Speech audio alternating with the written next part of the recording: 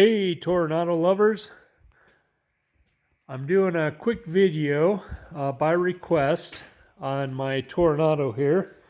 Um, had some guys asking about the custom things that I had done to the inside, so this will be an inside video. I'm hoping to do a couple more videos on this car, but I found that people like short videos, so we'll just break this down to modifications that I've made to the interior.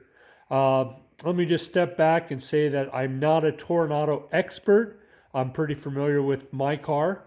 But anyways, what I wanted to do is just touch on a few things from the factory and a few things that I've done myself. And this car is a deluxe, which means that it comes with the second door handle for the passenger.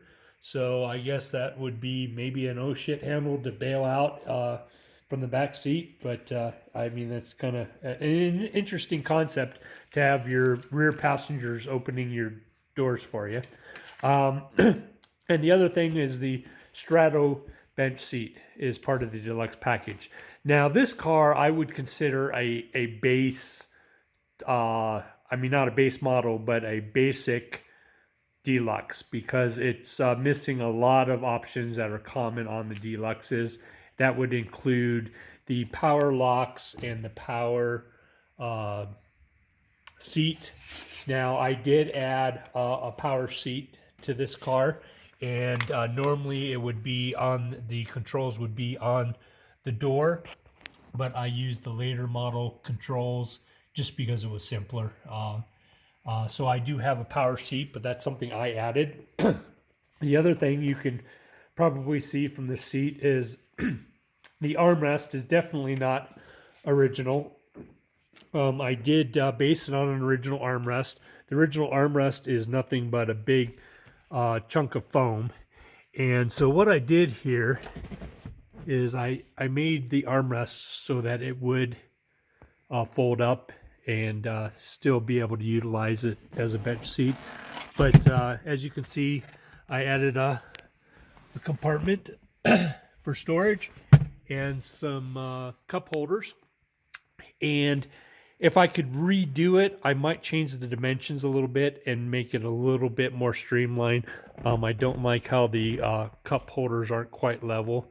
And that's all stuff I could fix, but I think I can live with what I've got going here right now.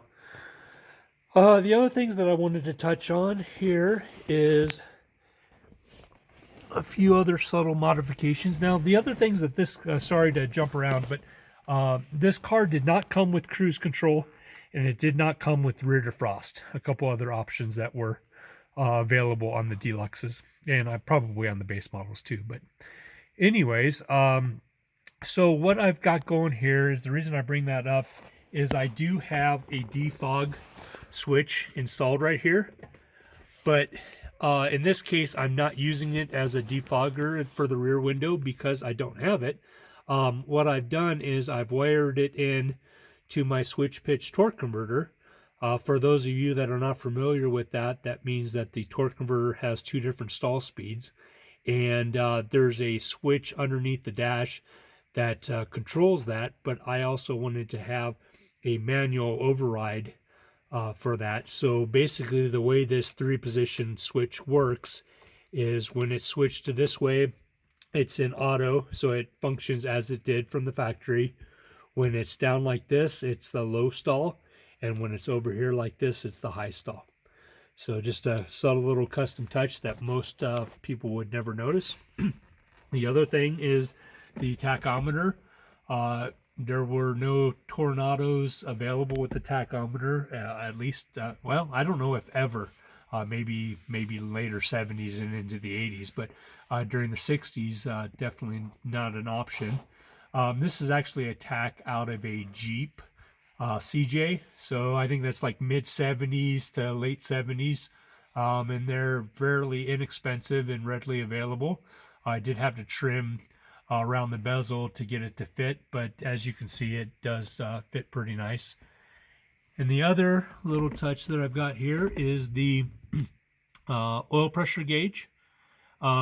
these Torenados were not available with an oil pressure gauge. There was just an immediate light there.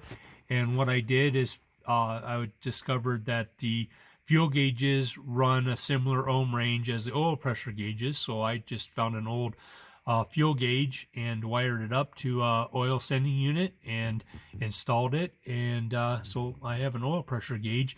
And it's been a while since I verified it, but it seems like dead center is around 35 psi, give or take a little bit. So anyways, there's that.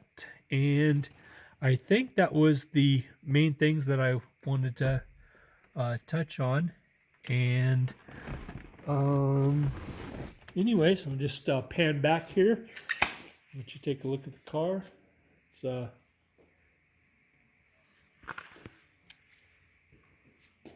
right. Well, if you like the video, please give me a thumbs up, and look forward to the next video. I'm going to go into more details about the engine build, and then I am probably also going to do another video on wheels and some other exterior modifications. So take care. Bye-bye now.